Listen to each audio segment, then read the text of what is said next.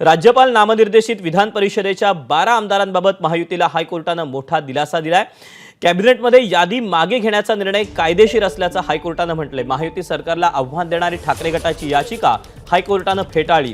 शिवसेना ठाकरे गटाचे कोल्हापूर शहराध्यक्ष सुनील मोदी यांनी याचिका दाखल केली होती, मात्र हायकोर्टाकडून महाविकास आघाडीची याचिका फेटाळल्याने ठाकरे गटासह महाविकास आघाडीला हा मोठा धक्का मानला जातोय। महाविकास आघाडी सरकारने 6 नोव्हेंबर 2020 रोजी तत्कालीन राज्यपाल भरतसिंग कोश्यारी यांच्याकडे 12 आमदारांच्या नावाची यादी पाठवली होती। ही यादी 5 सप्टेंबर 2022 रोजी मागे घेण्यात आली, तर यादी मागे घेण्याचा निर्णय कॅबिनेटच्या बैठकीत घेण्यात आल्याचा दावा महायुती सरकारने हायकोर्टात केला होता।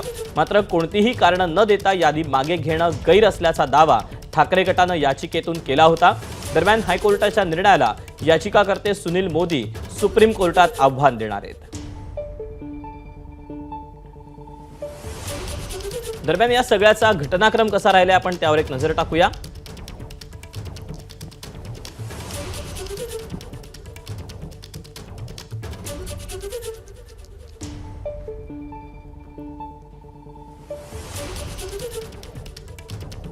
तेव्हा राज्यपाल नामनिर्देशित विधान परिषदेच्या 12 आमदारांच्या बाबत हायकोर्टाने हा महत्त्वाचा निर्णय दिलाय। कॅबिनेटमध्ये जो यादी जी आहे ती मागे घेण्याचा निर्णय झालेला होता असा दावा महायुतीने कोर्टात केलेला होता आणि त्यानंतर या सगळ्याबाबत ठाकरे गटाने एक याचिका केली होती हायकोर्टामध्ये।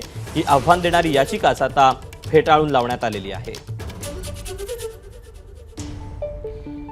कॅबिनेटने फेटाळलेली 12 उमेदवारांची नावं कुठली, तर शिवसेनेच्या उर्मिला मातोंडकर, चंद्रकांत रघुवंशी, नितीन बानगुडे पाटील, विजय करंजकर ही नावं होती महाविकास आघाडीमधली।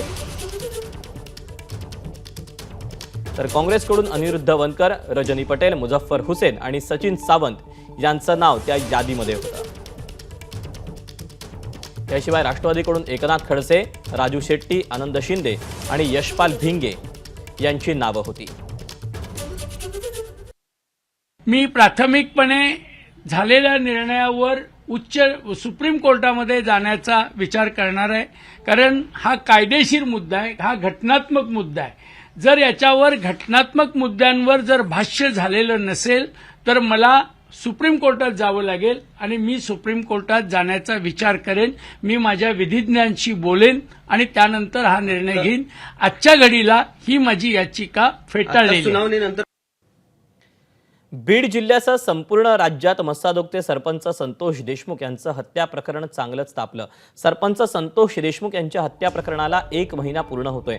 देशमुख हत्या प्रकरणी आतापर्यंत 6 जणांना अटक करण्यात आली आहे, तर यातील आरोपी कृष्णा अंधळे अद्याप फरार आहे। तर वारंवार आरोप होत असलेले तसंच मंत्री धनंजय मुंडे यांचे निकटवर्तीय वाल्मिक कराडला पवनचक्की खंडणी प्रकरणी न्यायालयानं 14 दिवसांची कोठडी सुनावली।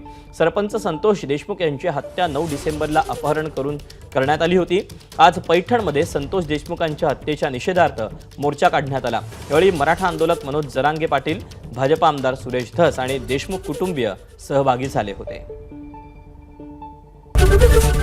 एबीपी माझा, उघडा डोळे बघा नीट।